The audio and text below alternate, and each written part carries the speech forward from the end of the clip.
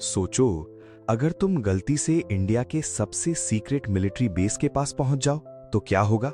ना कोई वार्निंग, ना कोई second chance.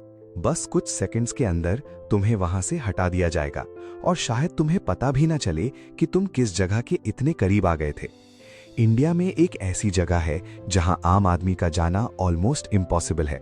Satellite surveillance, high level security और दुनिया की सबसे डेंजरस वेपन्स टेक्नोलॉजी सब कुछ एक ही जगह पर हिडन है और उस जगह का नाम है Bhabha atomic research centre. Mumbai के ट्रॉम्बे एरिया में लोकेटेड ये बेस इंडिया की न्यूक्लियर पावर का हार्ट माना जाता है।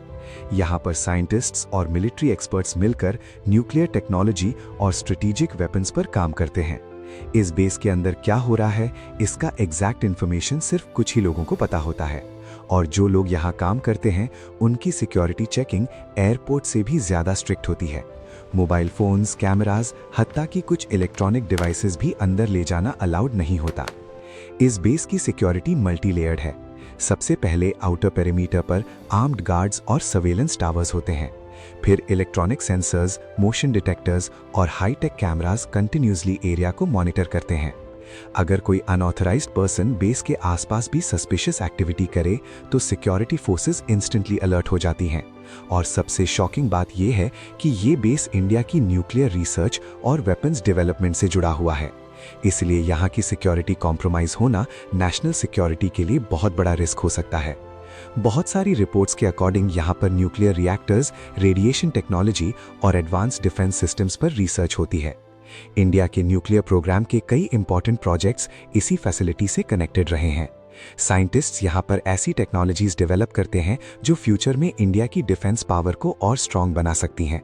लेकिन क्योंकि ये सब एक्सट्रीमली सेंसिटिव प्रोजेक्ट्स हैं, इसलिए इनके डिटेल्स पब्लिक में रेयरली शेयर किए जाते हैं। सिंपल रीजन है सिक्योरिटी।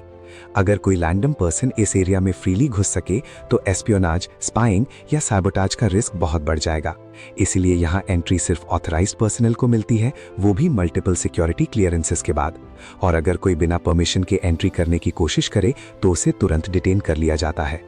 तो ये थी इंडिया के सबसे सीक्रेट मिलिट्री रिलेटेड फैसिलिटीज में से एक जगह, जहां आम आदमी का जाना ऑलमोस्ट नामुमकिन है।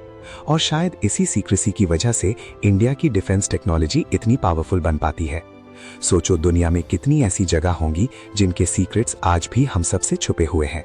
अगर तुम्हें ऐसे और सीक्रेट मिलिट्री प्लेसेस के बारे में जानना है तो कमेंट में जरूर बताओ।